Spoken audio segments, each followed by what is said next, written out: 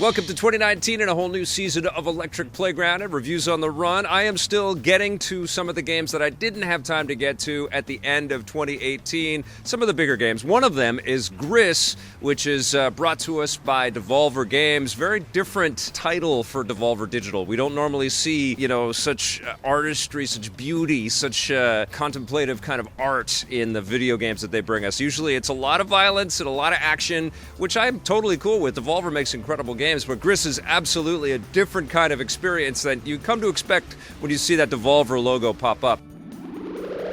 This is developed by a company called Nomada, and Gris is a very beautiful artistic experience. It's a platforming action-adventure title, but it comes together like a watercolor painting that's been animated, It's just absolutely breathtaking when you watch the visuals of this game unfold before your eyes. You sit down in front of your television screen and you are transported to a whole different dimension here. It's absolutely gorgeous.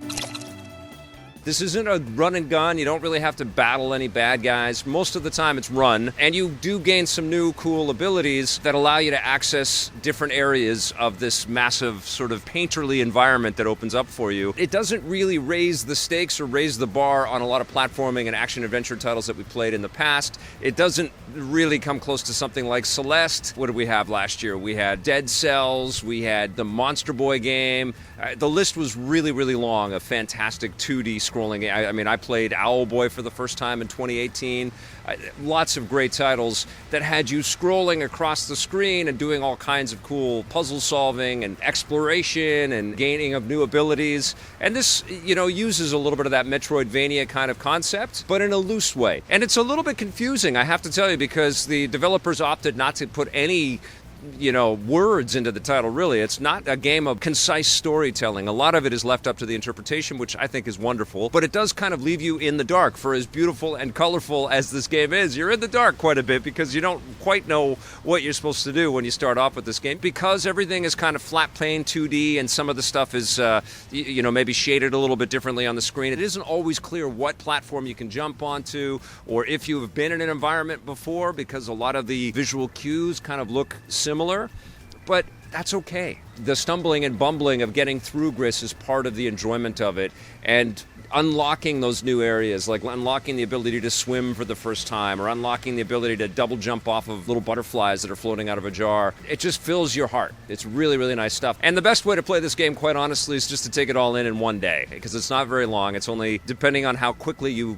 overcome the puzzles and the challenges, you're going to beat everything probably between 3 and 5 hours, which doesn't sound like a lot of time, but I'm of the mind that if a game gives you something and you have an experience in a short amount of time, it's still very much worth your time, and I can point to classics like Eco to best exemplify that. This doesn't quite reach that high bar, but it's still a wonderful, wonderful diversion. What made this game especially important and special for me was that I played it with my daughter. I played the whole thing with my daughter. I refused to sit down and look at this game without her there, and we passed the controller back and forth, and she was figuring everything out. I asked my daughter, actually, if she had some thoughts that she wanted to share, and we got a few of those right here for you. It's cool because you can turn into shapes and do things with the shapes. Like she can turn into a square with her dress, and it makes her be able to, when there's this evil storm in one of the levels, you can turn into the square and you won't get blown away. And the storm is red. And another ability is you can double tap the jump button, and she can basically, when there's butterflies that are trapped on a jar, she can break them out, and then and another ability was she can sing and bloom flowers, and we did that, and then the statue came together of her mom, and then her mom opened her eyes, so it's the statue is coming to life, and then she started crying because, I don't know why, because she was dead or something. Me and my dad think it was about her parents dying or something, and at the end the color was fading away because we think that she died. We didn't really find out what it was, though. No. There's a lot left to the imagination, right? Yeah. What would you give Gris? I think an 8 out of 10.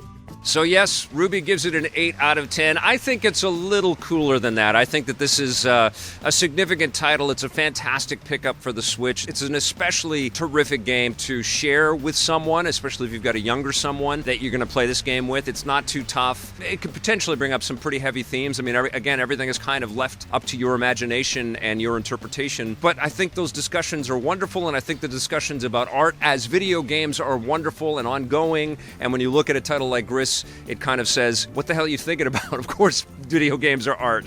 Gris is really, really wonderful. I'm going to give it a 9 out of 10.